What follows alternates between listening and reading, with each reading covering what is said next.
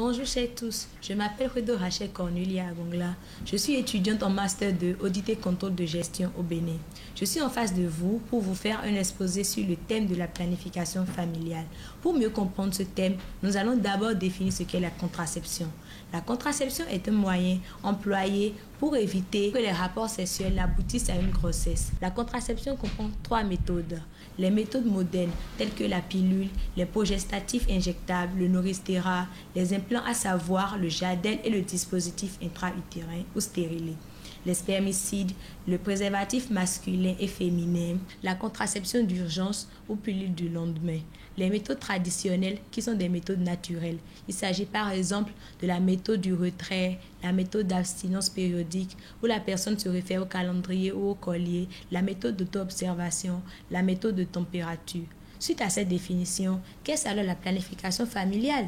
La planification familiale est l'ensemble des méthodes de contraception modernes et services, à savoir les soins, l'information conseil et l'éducation sexuelle relative à la santé sexuelle et à la reproduction, qui permettent aux couples et aux individus de choisir et d'avoir le nombre d'enfants qu'ils désirent, ainsi que le moment et l'espacement des naissances. La planification familiale est essentielle pour parvenir à atteindre les objectifs du développement durable numéro 3, 5 et 10, à savoir le droit à la santé, l'égalité de l'homme et de la femme et les réductions des inégalités.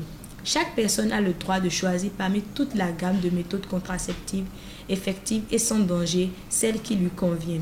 En Afrique et plus particulièrement au Bénin, ce sujet reste encore un tabou dans bon nombre de familles. Le dialogue parents et enfants n'existe pas dans ce domaine. Bien que l'État béninois soit signataire d'accords internationaux, régionaux allant dans ce sens, et qu'une loi relative à la santé sexuelle et à la reproduction soit prise en 2003, force est de constater que l'accès des adolescents et jeunes filles à la planification familiale reste encore un défi majeur à relever.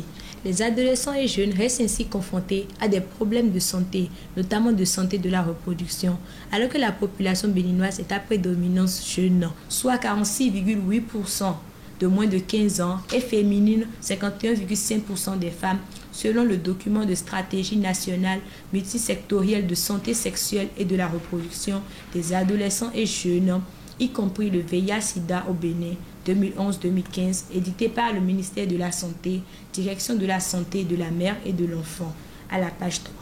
La planification familiale étant un droit humain fondamental reconnu universellement, les adolescents devraient notamment pouvoir accéder à une information et à des services qui les aident à comprendre leur sexualité et à se protéger contre les grossesses non désirées, les maladies sexuellement transmissibles et les risques de stérilité en résultant.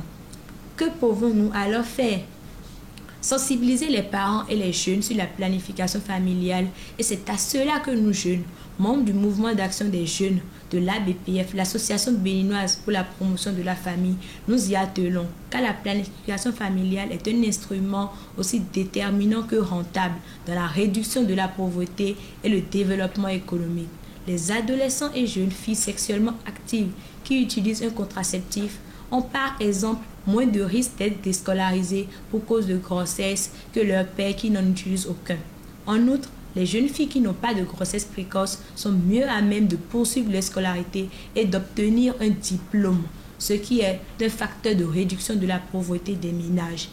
Les femmes en bonne santé sont généralement plus productives au travail et tendent à gagner davantage au cours de leur vie professionnelle que les femmes dont l'état de santé est précaire. Chers parents, la planification familiale n'est plus un sujet tabou. La loi autorise désormais aussi bien les adultes que les jeunes à se rendre au centre de santé ou dans un centre de planning familial pour recevoir des conseils sur la santé sexuelle et reproductive. Cela permettra de mieux gérer leur corps. Et toi, jeune fille, l'avortement clandestin peut te rendre stérile ou te tuer. Rends-toi au service de planification familiale pour y recevoir des conseils afin d'éviter les grossesses non désirées. La loi t'y autorise. Zay, zay.